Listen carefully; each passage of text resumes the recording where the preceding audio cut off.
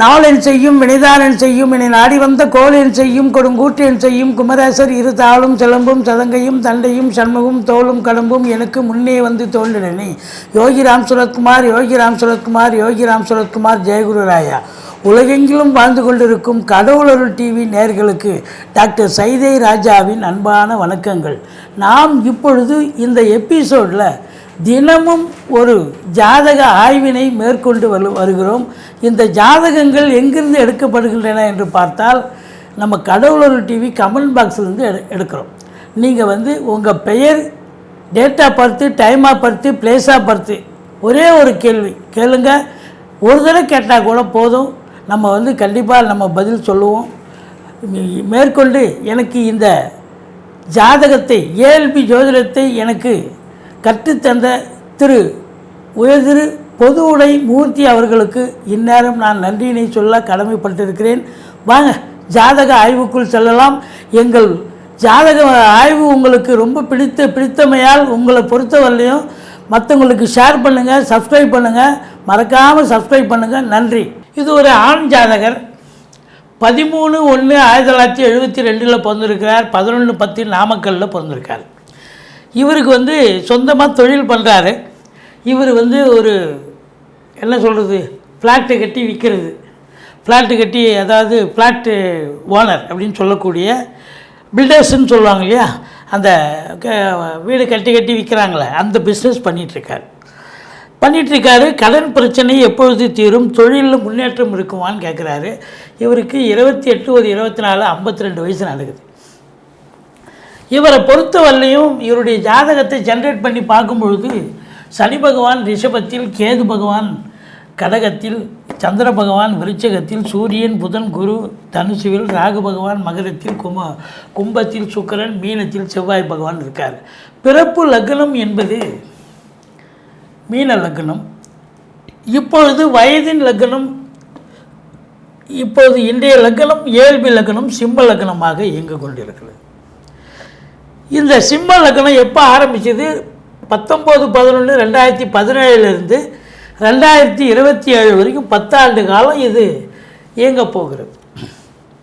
இந்த ஏழ்வி உயர்கல்வி படித்தவங்களுக்கு நல்லா தெரியும். இந்த லக்னம், பிறப்பு லக்னத்திலிருந்து 1, 2, 3, 4, 5 6வது லக்னமாக ஏழ்வி லக்னம் வந்தால் ஜாதகர் ஏதோ பிரச்சனை இல்லை, அதாவது தீராத, அதாவது கடன் பிரச்சனை, நோய் பிரச்சனை, கடன் பிரச்சனை இருக்கும், கடன் வம்பு வழக்கு அப்படி பிரச்சனை தரக்கூடிய ஒரு இடம் அது. இப்போது இதனுடைய அதிபதி சூரிய பகவான் எங்கே இருக்கார்? 5ல் இருக்கார். நல்லா தான் இருக்கார். ஏன்னா அவர் ஃப்ளாட்டு ஓனர், அதாவது பில்டர். ஸோ அதனால் எவ்வளோ கடன் காட்சிகள் இருந்தாலும் அவர் சந்தோஷமாக இருக்கார். இவரை பொறுத்தவரையிலையும் கொஞ்சம் பின்னோக்கி நாம் சொல்லுவோம். இப்போ இந்த லக்னம் ஆரம்பிக்குது இல்லைங்களா 2017. அப்போ மக நட்சத்திரம் 1, 2, 3, 4 பாதம் இயங்கும். 4 வருஷம் 5 மாதம் 10 நாள் இயங்கியிருக்கும். மகம் நட்சத்திரம் 1, 2, 3, 4 அந்த 4 பாதம் இயங்கும் பொழுது இந்த இது சூரியன் நல்லா இருக்கார். ஆனால் மகத்தினுடைய அதிபதி கேது 12ல் இருக்கார். பாருங்கள், 12 என்பது செலவினங்களை குறிக்கக்கூடியது, நஷ்டத்தை குறிக்கக்கூடியது. அதாவது 12ன்னா விரயஸ்தானத்தில் போய் உட்காந்துருக்கார்.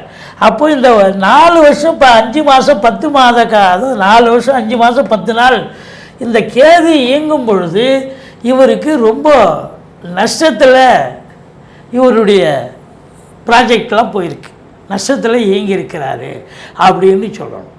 இன்னொரு விஷயம் என்னன்னாக்கா, இப்போது இந்த 10ஆம் இடத்து அதிபதி சுக்கிரன் அவர் 7ல் நல்லா தான் இருக்கார்.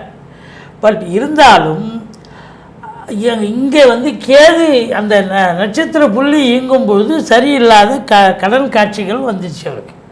சரி, அடுத்தது பார்த்தீங்க அப்படின்னாக்கா பூரத்தினுடைய அதிபதி யார் அப்படின்னு பார்த்தீங்கன்னா, பூரம் அப்படின்னாக்கா சுக்கிரன் முதல் பாதம் இயங்குது, 2ஆம் பாதம் இயங்குது. அது எங்கே உட்காந்துருக்காரு?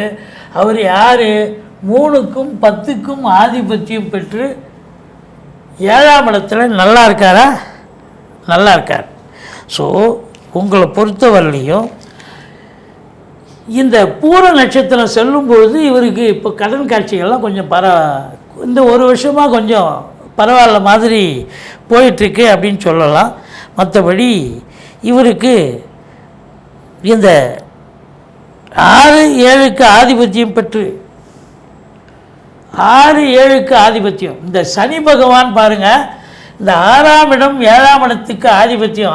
7ங்கிறது நல்ல இடம்தான், ஆனால் 6ங்கிறது கடன், வம்பு, வழக்கு, நோய் தரக்கூடிய இடம். அவர் போய் இந்த அப்போ 10ல் உட்காந்துருக்காரு. அப்போ 6 குடையவன் 10ல் இருக்காருன்னு சொன்னால் கடன் தொழிலை தேடி வருது. அவருக்கு தொழிலில் உட்காந்துங்குது கடன் ஸ்தானாதிபதி.